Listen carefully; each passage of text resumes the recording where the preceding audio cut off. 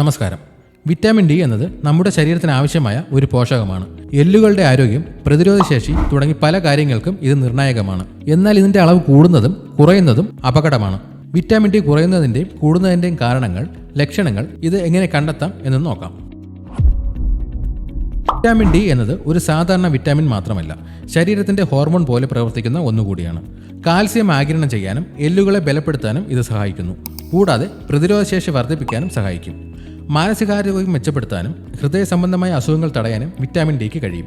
സൂര്യപ്രകാശമാണ് vitamin ഡിയുടെ പ്രധാന ഉറവിടം. നമ്മുടെ ചർമ്മം സൂര്യപ്രകാശമായി സമ്പർക്കത്തിൽ ഏർപ്പെടുമ്പോൾ ശരീരം തന്നെ വിറ്റാമിൻ ഡി ഉൽപ്പാദിപ്പിക്കുന്നു. വീടിനകത്ത് കൂടുതൽ സമയം ചെലവഴിക്കുന്നതും സൺസ്ക്രീൻ ഉപയോഗിക്കുന്നതും ഒരു പ്രധാന കാരണമാണ്.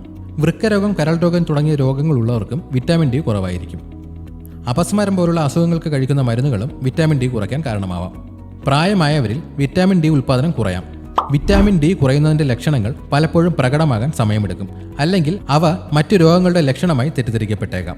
പ്രത്യേക കാരണങ്ങളൊന്നുമില്ലാതെ തന്നെ തുടർച്ചയായ ക്ഷീണമുണ്ടെങ്കിൽ വിറ്റാമിൻ ഡിയുടെ കുറവ് കൊണ്ടാവാം. എല്ലുകളിലും പേശികളിലുമുള്ള വേദന, പ്രത്യേകിച്ച് പുറം വേദന, പേശി ബലക്കുറവ് എന്നിവ ഇതിന്റെ ലക്ഷണങ്ങളാണ്. മുടി കൊഴിച്ചിൽ, മുറിവുകൾ ഉണങ്ങാനുള്ള താമസം എന്നിവയും വിറ്റാമിൻ ഡി കുറഞ്ഞാൽ കാണപ്പെടാം. സാധാരണയായി വിറ്റാമിൻ ഡി കൂടുന്നത് അപൂർവമാണെങ്കിലും ഇതിന്റെ അളവ് കൂടുന്നതും അപകടമാണ്. ഇത് സാധാരണയായി സൂര്യപ്രകാശം ഏൽക്കുന്നത് കൊണ്ടല്ല, മറിച്ച് അമിതമായി സപ്ലിമെന്റുകൾ കഴിക്കുന്നത് കൊണ്ടാണ് സംഭവിക്കുന്നത്. വിറ്റാമിൻ ഡി ശരീരത്തിൽ കൂടുമ്പോൾ കാൽസ്യത്തിന്റെ അളവ് വർദ്ധിക്കാൻ സാധ്യതയുണ്ട്. ദഹന പ്രശ്നങ്ങൾ, ഓക്കാനം, ഛർദി, വിശപ്പില്ലായ്മ എന്നിവ കാൽസ്യം കൂടിയാൽ കാണപ്പെടുന്ന ലക്ഷണങ്ങളാണ്. വൃക്കകളിൽ കാൽസ്യം അടിഞ്ഞുകൂടുന്നത് അമിതമായി മൂത്രമൊഴിക്കാൻ കാരണമാവാം. ക്ഷീണം, ബലക്കുറവ്, വൃക്കയിലെ കല്ലുകൾ, ചിലപ്പോൾ ഹൃദയമിടിപ്പിലെ വ്യതിയാനങ്ങൾ എന്നിവയും ഗുരുതരമായ അവസ്ഥയിൽ കാണപ്പെടാം. വിറ്റാമിൻ ഡിയുടെ അളവ് കുറയാതെയും കൂടാതെയും ആരോഗ്യകരമായി നിലനിർത്താൻ ചില കാര്യങ്ങൾ ശ്രദ്ധിക്കാം.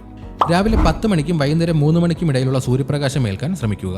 ദിവസവും 10-15 മിനിറ്റ് കൈകളും കാലുകളും നേരിട്ട് സൂര്യപ്രകാശം ഏൽക്കുന്നത് നല്ലതാണ്. മത്തി, അയല, ചൂര പോലുള്ള കൊഴുപ്പുള്ള മീനുകൾ കഴിക്കുക. അതുപോലെ പാൽ, ഓറഞ്ച് ജ്യൂസ്, ധാന്യങ്ങൾ എന്നിവയിലും വിറ്റാമിൻ ഡി അടങ്ങിയിട്ടുണ്ട്. മുട്ടയുടെ മഞ്ഞക്കരു, കൂൺ എന്നിവയിലും വിറ്റാമിൻ ഡി അടങ്ങിയിട്ടുണ്ട്. ഇതുപോലെയുള്ള ഹെൽത്ത് ടിപ്സിനായി ഈ ചാനൽ ഇപ്പോൾ തന്നെ സബ്സ്ക്രൈബ് ചെയ്യുക.